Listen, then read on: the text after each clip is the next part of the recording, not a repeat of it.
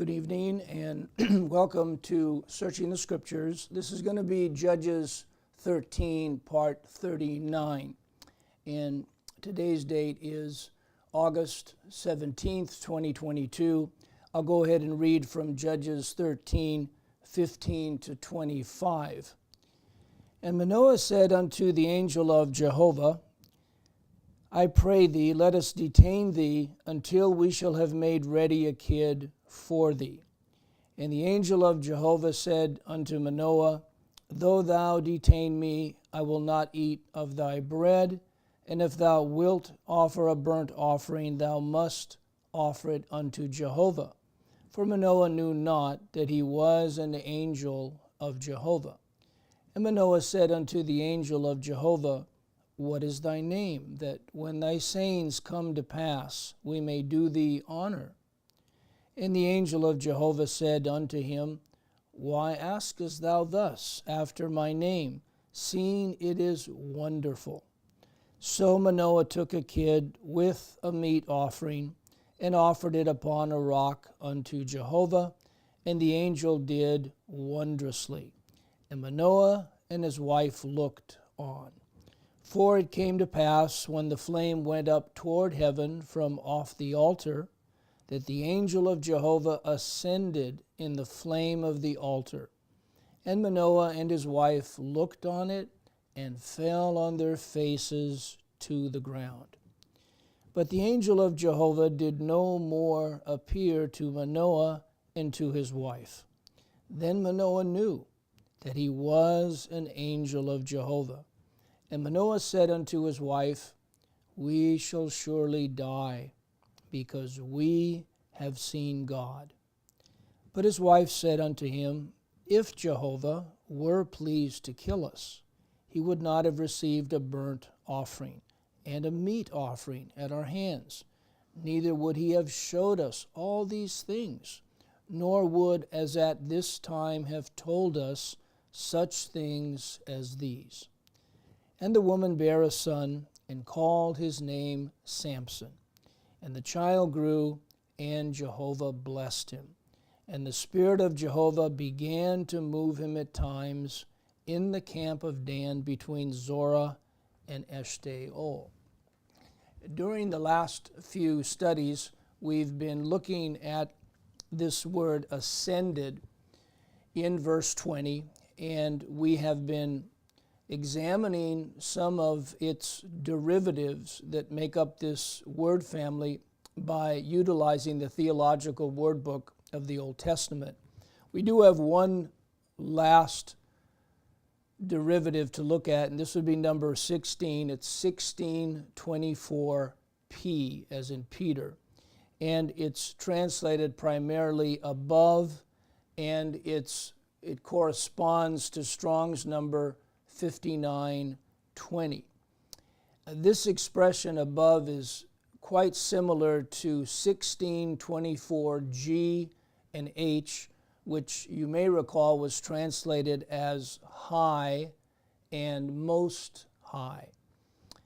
But it's primarily rendered as above, but also as most high and on high, as the following references indicate.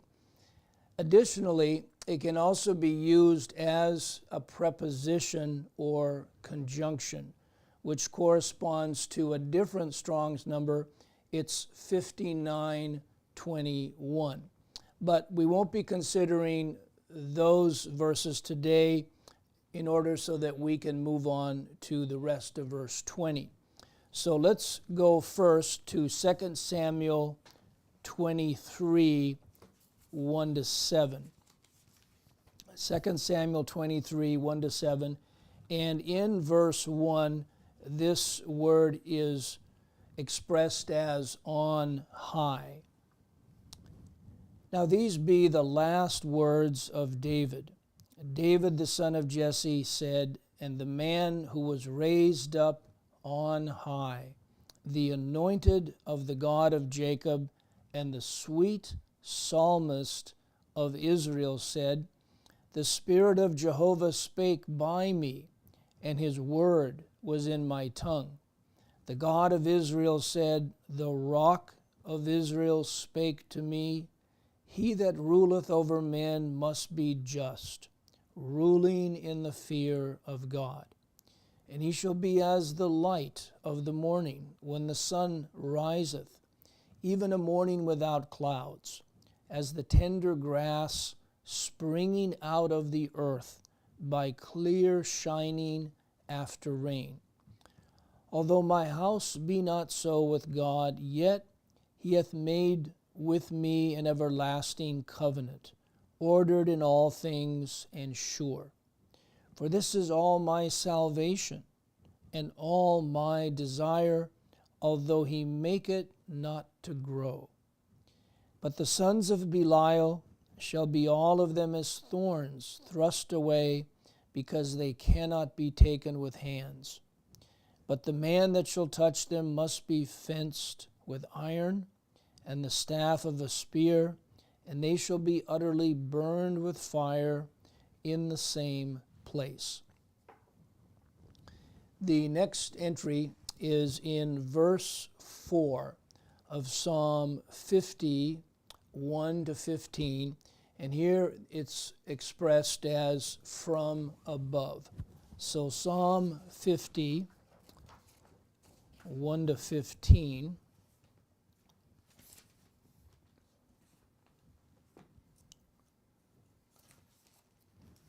Psalm 50, 1 to 15, a psalm of Asaph.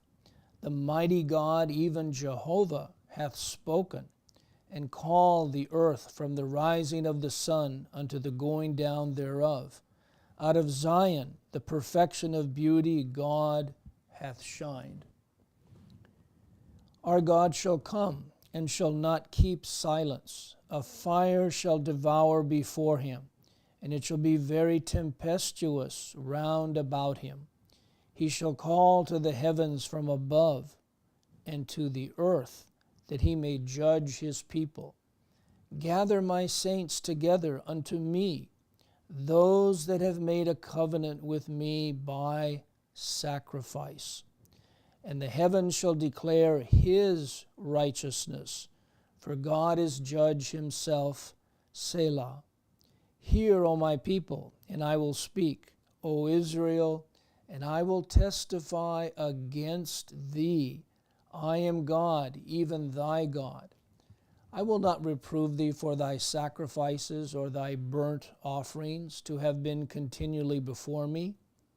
I will take no bullock out of thy house, nor he-goats out of thy folds. For every beast of the forest is mine, and the cattle upon 1,000 hills. I know all the fowls of the mountains, and the wild beasts of the field are mine. If I were hungry, I would not tell thee, for the world is mine, and the fullness thereof. Will I eat the flesh of bulls, or drink the blood of goats?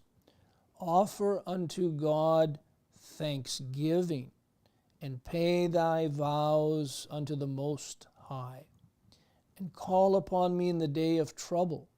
I will deliver thee, and thou shalt glorify me. In Hosea 7, 1 to 16, we find another passage in which, in verse 16, this word is translated to the Most High. And in this chapter, like so many that we have encountered, God is once again denouncing his corporate people for their sinfulness and their rebellion against him. So Hosea 7, 1 to 16.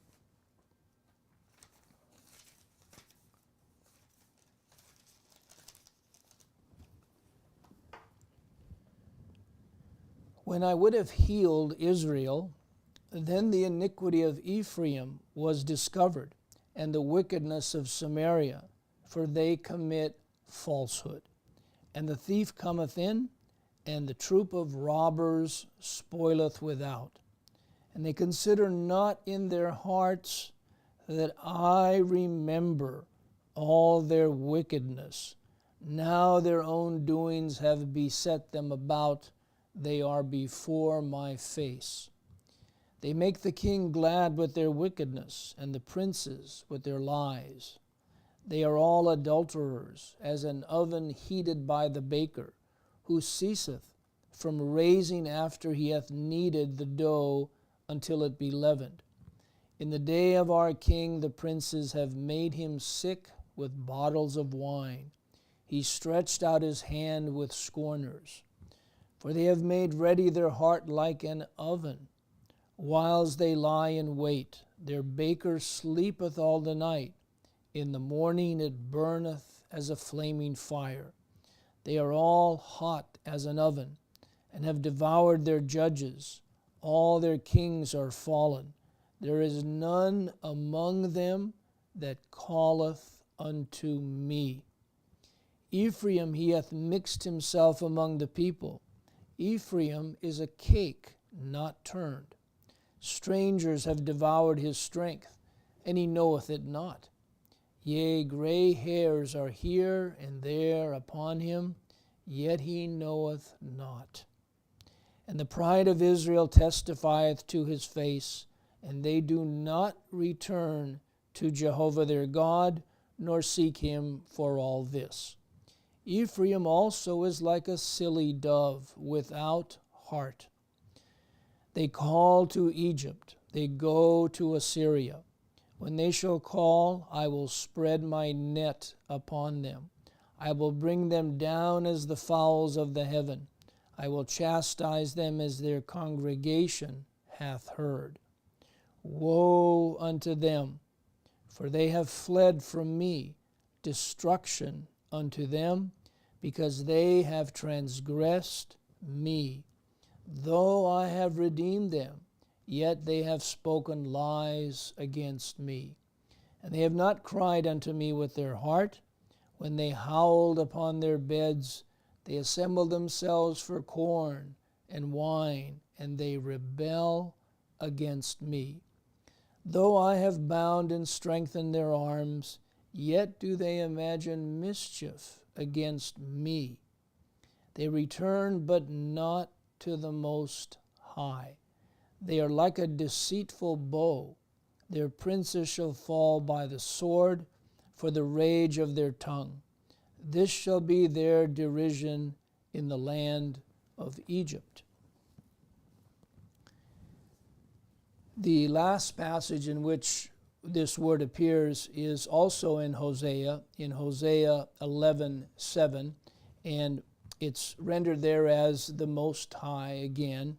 And I'll read verses 1 to 7 as once again God pinpoints the rebellion of his corporate entity, of his very own house.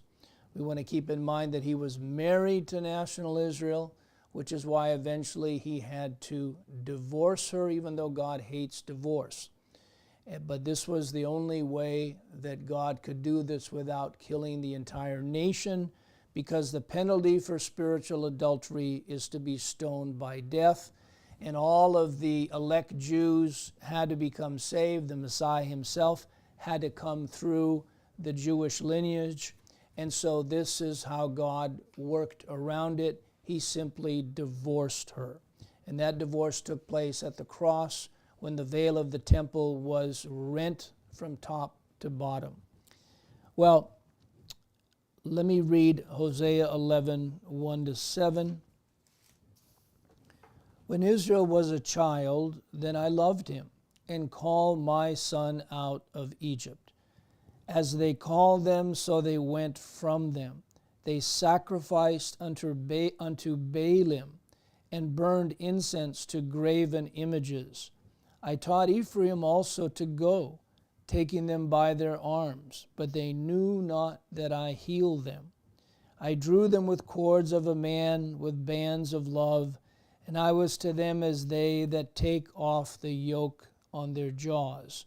And I laid meat unto them.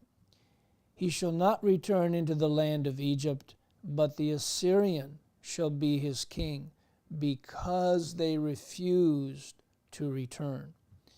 And the sword shall abide on his cities, and shall consume his branches, and devour them because of their own counsels. And my people are bent to backsliding from me. Though they call them to the Most High, none at all would exalt him. Please note the parabolic nature of verse 1 that also applies to the Savior when Mary and Joseph were commanded by God to flee into Egypt as Herod was bent on putting the young Savior to death, according to Matthew 2:13 to 15. So let's go there. Matthew 2:13 through 15.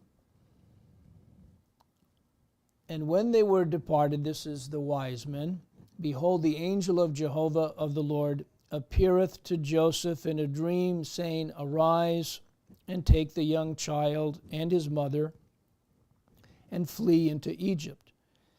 And be thou there until I bring thee word, for Herod will seek the young child to destroy him. When he arose, he took the young child and his mother by night, and departed into Egypt, and was there until the death of Herod, that it might be fulfilled which was spoken of the Lord by the prophet, saying, Out of Egypt have I called my son. Well, let's now turn our attention to the second half of verse 20. I'll read it again, verse 20. For it came to pass, when the flame went up toward heaven from off the altar, that the angel of Jehovah ascended in the flame of the altar. And Manoah and his wife looked on it and fell on their faces to the ground. Since we have already discussed the Hebrew word looked on, which is also translated appeared, in verses 3, 10, and 19, and in fact we're going to encounter it again in verses 21 to 23, let's examine the terms in the phrase, and fell on their faces to the ground. We have considered these accounts in some of our previous studies, but it might be helpful to review these again, as this should be the spiritual posture that all of God's sheep need to emulate in their own lives. So let's go first to Genesis 44:14.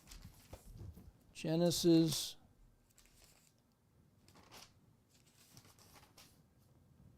44:14. And Judah and his brethren came to Joseph's house, for he was yet there, and they fell before him on the ground. This is actually the physical fulfillment of one of Joseph's dreams, following the discovery of the silver cup in Benjamin's sack. We see this as well as Christ appeared as a warrior to Joshua in verse 14 of Joshua 5:13 through 15, as they were getting ready to encompass the city. I believe it was Ai, or maybe it was Jericho. Yeah, it was Jericho. And as we think about this, we want to keep in mind what Exodus 15:3 says. Jehovah is a man of war.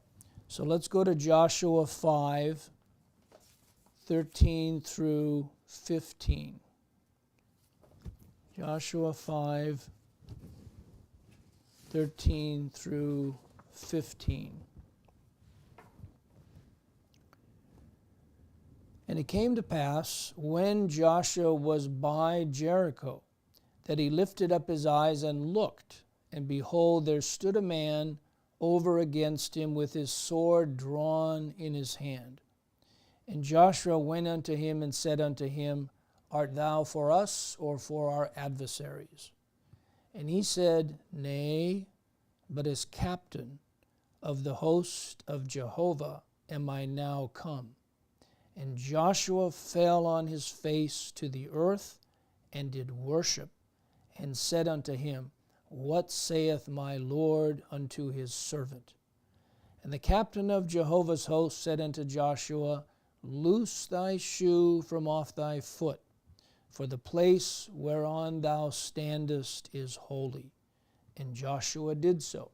And that reminds us of what happened with Moses in the burning bush. Same idea, where Moses was intrigued by this bush that burned, and yet the bush itself was not consumed by the fire. And so as he drew closer, God spoke to him out of the bush and said, Take off your shoes, because the ground that you're standing on is holy. Because God at that moment was speaking to him out of the bush. Well, we can also go to Ruth 2, 8 through 12. And in verse 10, we find these three words again, and this is such a beautiful dialogue between Boaz and Ruth, keeping in mind that Boaz is a great type of Christ, and Ruth a type or a figure of the bride of Christ. So Ruth 2, 8 through 12.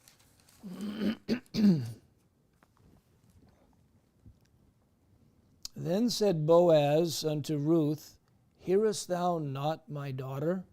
Go not to glean in another field, neither go from hence, but abide here fast by my maidens. Let thine eyes be on the field that they do reap, and go thou after them. Have I not charged the young men that they shall not touch thee? And when thou art athirst, go unto the vessels, and drink of that which the young men have drawn. Then she fell on her face, and bowed herself to the ground, and said unto him, Why have I found grace in thine eyes, that thou shouldest take knowledge of me, seeing I am a stranger? And Boaz answered and said unto her, It hath fully been showed me all that thou hast done unto thy mother-in-law since the death of thine husband, and how thou hast left thy father and thy mother, and the land of thy nativity, and art come unto a people which thou knewest not heretofore. Jehovah recompense thy work, and a full reward be given thee of Jehovah God of Israel, under whose wings thou art come to trust.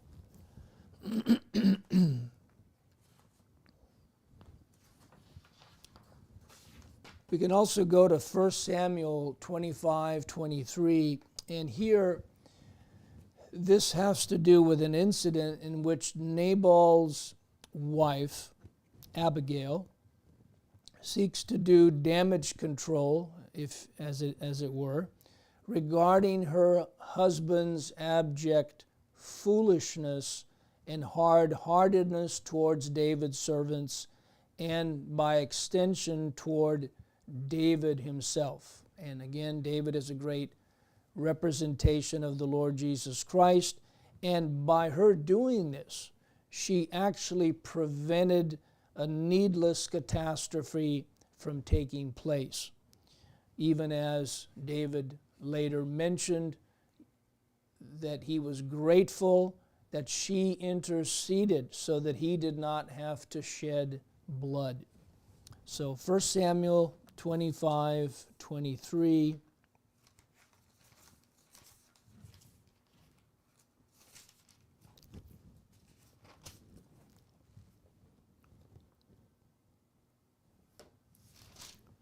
And when Abigail saw David, she hasted and lighted off the ass, and fell before David on her face, and bowed herself to the ground. The last citation that we're going to look at is in verse 18 of 2 Chronicles 20. 17 to 21, which is actually taking place spiritually today in our present day of judgment, revealing what God's saints are to do during this most unique time. These terms appear as to the ground, fell, and before instead of face. So 2 Chronicles 20, 17 to 21.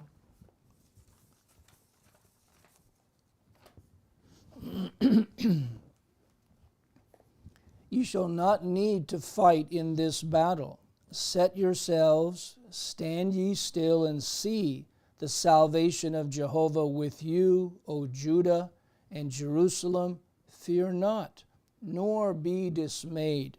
Tomorrow go out against them, for Jehovah will be with you.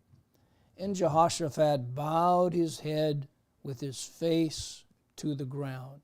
And all Judah and the inhabitants of Jerusalem fell before Jehovah, worshiping Jehovah.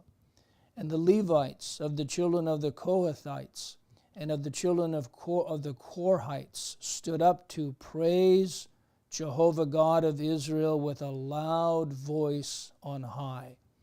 And they rose early in the morning and went forth into the wilderness of Tekoa. And as they went forth, Jehoshaphat stood and said, Hear me, O Judah, and ye inhabitants of Jerusalem. Believe in Jehovah your God, so shall ye be established. Believe his prophets, so shall ye prosper. And when he had consulted with the people, he appointed singers unto Jehovah, and that should praise the beauty of holiness as they went out before the army, and to say, Praise Jehovah, for his mercy endureth forever. And when they began to sing and to praise, Jehovah set ambushments against the children of Ammon, Moab, and Mount Seir, which were come against Judah, and they were smitten. I think we'll have to stop here as we're almost out of time. Lord willing, in our next study, we will begin by taking a look at Judges 13, verse 21.